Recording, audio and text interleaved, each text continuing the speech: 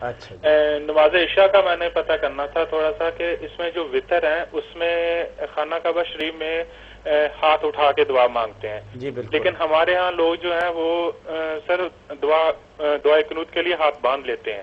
ٹھیک ہے. آپ مجھے ایسا طریقہ بتائیں اس کا.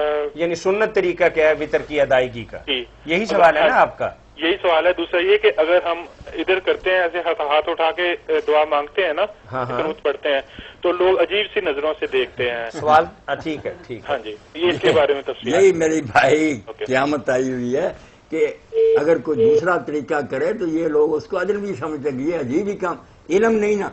آپ یہ سن لیں کہ قنوت جو وطر میں پڑھی جاتی ہے نا, اس کے بارے میں کہ وہ کیسے پڑھی جائے, خود امام ابو حنیفہ رحمۃ اللہ علیہ کے, دوسروں کو تو چھوڑیں, ان کے اپنے مسلک میں 3 طریقے ہیں. امام ابو حنیفہ رحمۃ اللہ کہہ کے رفع یدین کر کے ہاتھ باندھ لو پھر پڑھو.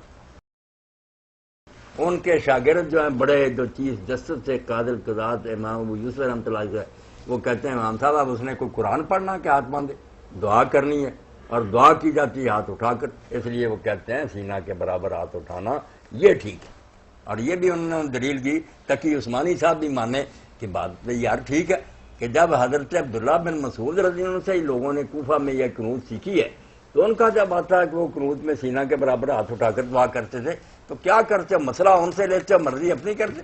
اور تیسرا طریقہ جو ہے وہ امام صاحب کے دوسرے شاگرد امام محمد ابن الحسن کا, کہ نہ اٹھائے نہ باندھے, لٹکا کر پڑے, جس طرح رکوع کے بعد. جی السلام علیکم. لٹکائے رکھے اور پڑھتا رہے. جی السلام علیکم. جی مولانا, تو زیادہ بہتر تو آپ نے میری بات میں سے سمجھ لیا ہوگا کہ ہیں یہ سارے ٹھیک, نماز سب کی درست ہے, سینہ کے برابر اٹھا کر پڑھے تو زیادہ بہتر. حضرت ابن مسعود, حضرت عمر دونوں سے آتا ہے کہ وہ یہ زیادہ اچھا.